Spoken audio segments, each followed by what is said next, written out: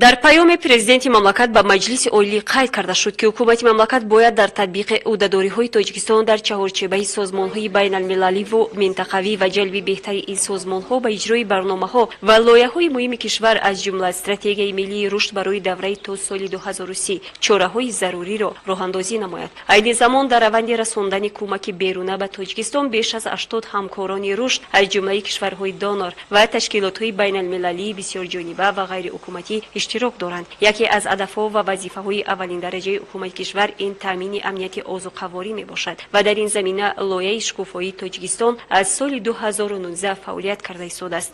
мақсади лоиҳа бо фаъолияти дастаҷамона паст кардани хароҷот ва зиёд намудани манфиати деҳқонону кишоварзон мебошад. дар доираи лоиҳаи мазкур бо шарикии нави таҳаввулпазир дар осиё ва африқо ва ҳамзамон дастгирии барномаи ҷонибдории инкишофи манотиқи кӯҳистони бунёди оғохон дар таъмини амнияти озуқаворӣ ба ноҳияи рӯшон ва ноҳияи шуғнон 15 тонна картошкаи хушсифати нави бигроза дастрас гардид. дар соли 2021 барномаи ҷонибдории инкишофи иҷтимоии манотиқи кӯҳистони бадахшон тасмим гирифт ки баре дастрасӣ барои мардуми кӯҳистон ҳамчун тухми картошка дастрас кунад. 15 тонн тухми картошка нави бигроза аз тарафи давлати олмон дастрас карда шуд ки ин картошка дар холи ҳозир ноҳиябандӣ шудааст дар манотиқи кӯҳистони бадахшон. барои гирифтани ҳосили хубам аз ин картошка мумкин аст.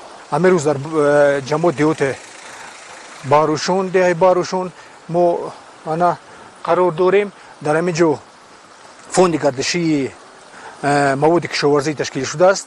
ин тухмӣ ба ин мардум дастрас шуд. дар ҳамаи фондҳои гардишии ноҳияи рӯшон ин тухмӣ дастрас карда мешавад. тухми картошка ба хоҷагидорони деҳаи баҳрӯшон тақсим шуда деҳқонон метавонанд аз ин тухмии хушсифати картошка самаранок истифода баранду барои фонди гардишии деҳа захираи боэътимоди тухмиро гузоранд. ба ҳамаи ассотсиатсияи хоҷагиҳои деҳқонии баҳрӯшон як тухмии аълосифат аз олмон харида оварданд. барои таъмин намудани ҳамаи аъзоёни хоҷагии деҳқонӣ мо бояд аз тухмҳои аълосифат истифода барем, чунки дар ҳамаи хоҷагиҳои деҳқонии ноҳияи рӯшон қариби ҳамаи тухмҳо 5-10 сол вақташон гузаштагӣ буд.